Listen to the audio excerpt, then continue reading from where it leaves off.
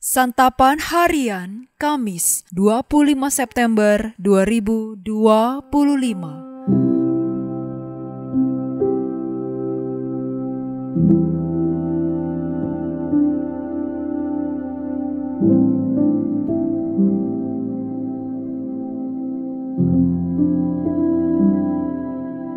Inilah program Santapan Harian, sebuah program yang mengajak Anda menelusuri isi Alkitab, agar Anda menemukan makna firman Tuhan sesuai dengan konteksnya.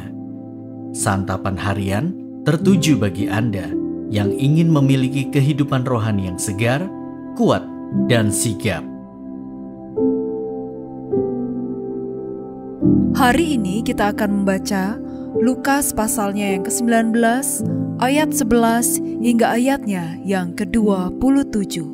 Namun sebelumnya, mari kita berdoa. Di dalam kasih-Mu Yesus, mampukanlah kami untuk memahami kebenaran firman-Mu serta melakukannya dalam keseharian kami. Di dalam Kristus Yesus yang memampukan kami. Amin.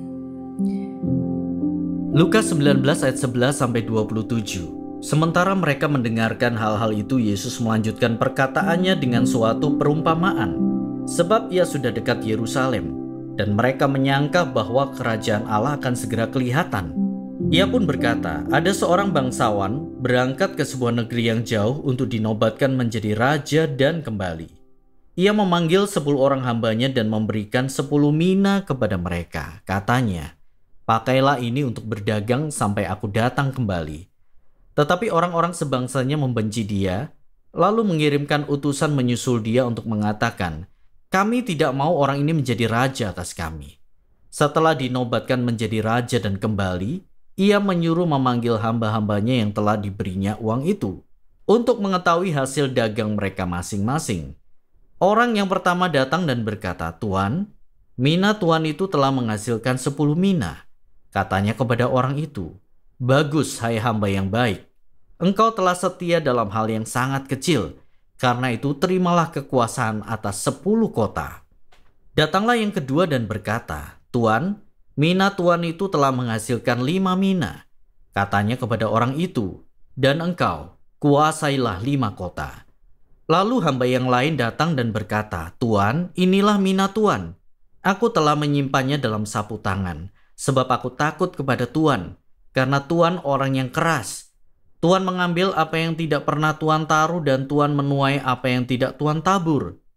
Katanya kepada orang itu, hai hamba yang jahat, aku akan menghakimi engkau menurut perkataanmu sendiri.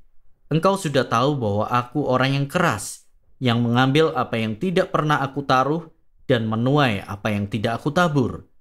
Lalu mengapa uangku itu tidak kau masukkan ke bank? Jadi, pada waktu aku kembali aku dapat mengambilnya dengan bunganya. Lalu katanya kepada orang-orang yang berdiri di situ, ambillah mina yang satu itu dari dia dan berikanlah kepada orang yang mempunyai 10 mina itu. Kata mereka kepadanya, Tuan, ia sudah mempunyai 10 mina. Jawabnya, aku berkata kepadamu, setiap orang yang mempunyai kepadanya akan diberi, tetapi siapa yang tidak mempunyai, juga apa yang ada padanya akan diambil. Tetapi semua seteruku ini yang tidak suka aku menjadi rajanya, bawalah mereka kemari dan bunuhlah mereka di depan mataku.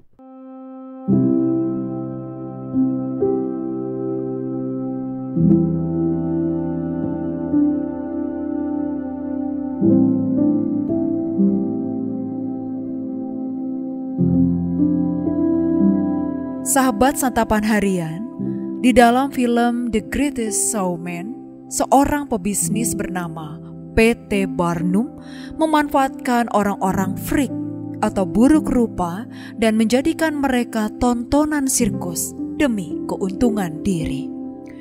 Tahu bahwa diri mereka dimanipulasi, respon orang-orang itu mengejutkan. Ia memanipulasi kelainan kami, tetapi kami menemukan keluarga. Ternyata ada orang-orang yang rela dimanfaatkan, asalkan mereka juga mendapat manfaat dari pemanfaatan itu. Perumpamaan tentang uang mina ini disampaikan Yesus sebelum ia dielu-elukan di Yerusalem. Perumpamaan ini mengisahkan seorang bangsawan yang menjadi raja dan memiliki kekuasaan besar, tetapi ia dibenci orang-orang sebangsanya. Penulis menunjukkan bahwa ia bukanlah orang yang baik. Hal ini diteguhkan dengan sikap salah satu hamba yang memutuskan tidak menuruti apa yang dia mau untuk melipat gandakan uangnya. Makin jelas di bagian akhir. Di dalam kemarahan yang memuncak, penguasa baru ini meminta semua seterunya yang tidak menyukai dia menjadi raja untuk dibunuh di hadapannya.